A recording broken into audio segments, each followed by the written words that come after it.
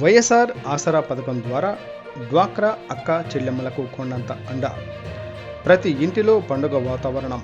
రాయదుర్గం నియోజకవర్గం వైఎస్ఆర్సీపీ సమన్వయకర్త శ్రీ మెట్టు గోవిందరెడ్డి మరియు ఎమ్మెల్యే కాపు రామచంద్రారెడ్డి ప్రజా ప్రతినిధులతో చెక్కులను అట్టహాసంగా పంపిణీ. వైఎస్ఆర్ ఆసరా 4వ విడత సంబరాల్లో భాగంగా నేడు రాయదుర్గం నియోజకవర్గంలో గుమ్మకట్ట మండలంలో జడ్పీహెచ్ఎస్ హై స్కూల్లో జరిగిన 4వ విడత వైఎస్ఆర్ ఆసరా కార్యక్రమంలో పాల్గొని గుమ్మకట్ట మండలంలోని మొత్తం 688 మంది మహిళలకు పొదుపు సంఘాలకు 3.1 కోట్లు మంజూరైందని, వైఎస్ఆర్ ఆసరా చెక్కులను పొదుపు సంఘాల అక్క చెల్లెమ్మలకు అందజేసిన ఏపీఐఐసి చైర్మన్ రాయదుర్గం నియోజకవర్గం సమన్వయకర్త శ్రీ మెట్టు గోవిందరెడ్డి. ఈ సందర్భంగా శ్రీ మెట్టు గోవిందరెడ్డి ఆధ్వర్యంలో అక్క చెల్లెమ్మలు సీఎం వైఎస్ జగన్మోహన్ రెడ్డి చిత్రపటాలకు క్షీరాభిషేకం చేశారు. ఈ కార్యక్రమంలో మండల కన్వీనర్ గౌని కాంతారెడ్డి, జడ్పీటీసీ మహేష్, ప్రజాప్రతినిధులు, జడ్పీటీసీ ఎంపీపీలు, వైస్ ఎంపీపీలు, ఎంపీటీసీ సర్పంచులు, వైస్ సర్పంచులు, సచివాలయం కన్వీనర్లు, వార్డు మెంబర్లు, జిల్లా స్టీరింగ్ కమిటీ మెంబర్లు, వివిధ అనుబంధ విభాగాల కమిటీ మెంబర్లు, వైసీపీ నాయకులు, కార్యకర్తలు, అభిమానులు, వైసీపీ కుటుంబ సభ్యులు తదితరులు పాల్గొన్నారు. బ్యాగ్ అమట స్కూల్లో పోతే గోరు ముద్ద అమట మంచి రాగి మావ అంత గంజి అంత అన్ని కార్యక్రమాలు చేసి పిల్లలు కూడా ఆరోగ్యంగా ఉండాలా, మీరు కూడా హెల్తీగా ఉండాలా, బాగా చదువుకోవాలా, మీరు ఆరోగ్యం ఉండాలి, ఇన్ని కార్యక్రమం చేస్తూ ఉన్నారు. కాబట్టి దాంతోపాటు ఖర్చులు ఇవ్వడం మీకు పిల్లలు ఫ్రీ, హాస్పిటల్ డబ్బులు ఫ్రీ.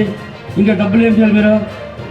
ఏమ్మా విద్యా జీవనం వస్తుంది, ఇంకా అమ్మఒడి వస్తూ ఉంది, రేపు మన్నాడు చేయుత వస్తూ ఉంది, ఆసరా వచ్చింది.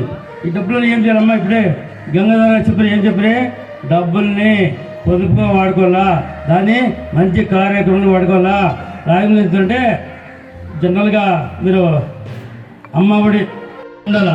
దానికోసం ముఖ్యమంత్రిగా అయిన తర్వాత ప్రతి ఒక్కరు కూడా ఆరోగ్యంగా అంటే దాదాపు 1000 రూపాయల నుంచి 25 లక్షల వరకు ఇన్సూరెన్స్ చేసి అన్ని రోగాలకి రాష్ట్రం మీద కాకుండా ఎక్కడ పోయినా చేసినటువంటి అవకాశం కల్పించిన వ్యక్తి జగన్మోహన్ రెడ్డి గారు. అదిగా విద్యా విధానంలో కూడా నాడు నేడు కార్యక్రమం మొదలుపెట్టి ఏమ్మా ఆడుతుందంటే ఇక్కడ వినండి, మీరు ఇదని చూస్తే అక్కడే చూస్తూ ఉంటారేమే, ముందు చూడాలా.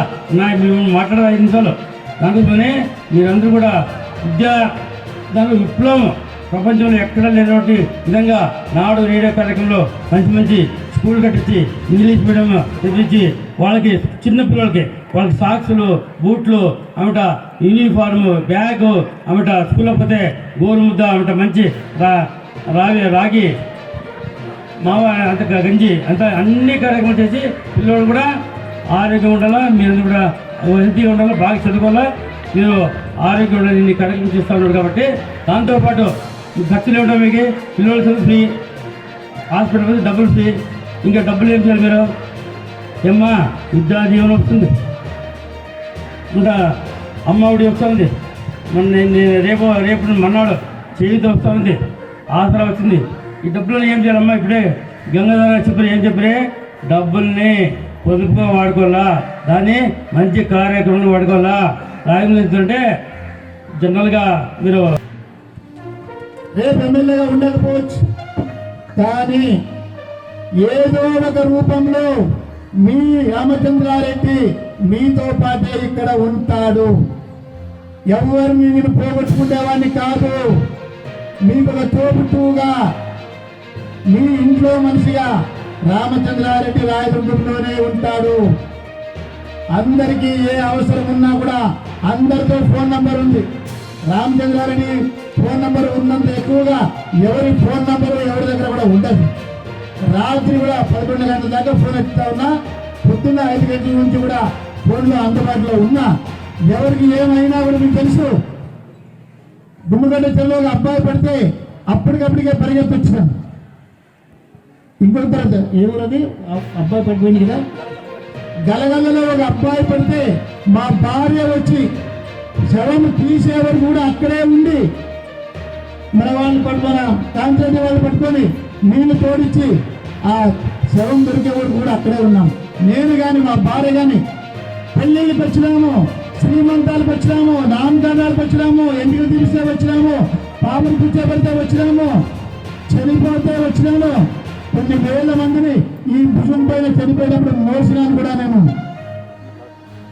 ప్రతి దానికి మీ బంధువుగా, మీ ఆత్మ బంధువుగా, మీ తోబుట్టుగా ప్రతి కార్యక్రమాల్లో ఉన్నటువంటి వ్యక్తి రామచంద్రారెడ్డి వ్యక్తి.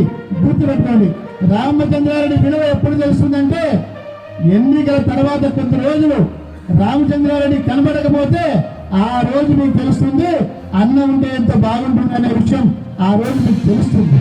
కానీ నేను చెప్తున్నా, ఈ రాజదుర్గాన్ని రామచంద్రారెడ్డి పోగొట్టుకోలేడు, రామచంద్రారెడ్డి మిమ్మల్ని పోగొట్టుకోలేదు. కాబట్టి ఏ రోజు కూడా మీకు అందుబాటులో ఉంటా, ఏదో ఒక రూపంలో మీకు సేవ చేయడానికి నేను ఉంటా. ఒకటే గుర్తుపెట్టుకోండి, రామచంద్రారెడ్డి ఎక్కడున్నా ఎప్పటికి కూడా మీ వాడిగా, మీ ప్రేమ, మీ అభిమానాలు నా పైన ఉండేలాగా దయచేసి చూసుకోవాలని మిమ్మల్ని అంతా కూడా కోరుకుంటున్నాను. కాబట్టి రాబోయే రోజులలో మీ అన్నని, మీ తమ్ముడిని, మీ రామచంద్రారెడ్డిని గుర్తుపెట్టుకొని మీరు ఏ రకంగా అయినా నాకు సహాయం చేసే అవకాశం మీకు దొరికితే, ఏ రకంగా అయినా కూడా మీకు అవకాశం వచ్చి నాకు సహాయం చేయాల్సిన పరిస్థితి వస్తే తప్పకుండా మీ ప్రేమాభిమానాలతో నాకు సహాయం చేయాలని మిమ్మల్ని చేతులు జోడించి అడుగుతా ఉన్నాను. చేశారమ్మా? చేశారా మీ అన్నకి? చేశారా మీ తమ్ముడికి? చేశారా మీ రామచంద్రారెడ్డికి? దయచేసి ఏ రోజు ఏ అవకాశం వచ్చినా కూడా మనం కలిసిమెలిసి పోవాలి.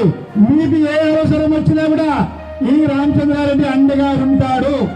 రామచంద్రారెడ్డి కూడా మీరందరూ కూడా అండగా ఉండాలి అని చెప్పి మిమ్మల్ని అందరినీ కూడా కోరుతూ ఇలాంటి చక్కటి అవకాశం ఇచ్చినందుకు మా ఐకేపీ గంగాధర్ గారికి, మరి ఆయన సిబ్బందికి, ఇతర పంచాయతీ సిబ్బంది, వాలంటీర్లు, మిగతా ఎవరైతే ఉన్నారో సోదరులు, వాళ్ళందరికీ మరొకసారి ధన్యవాదాలు తెలియజేస్తా ఉన్నా.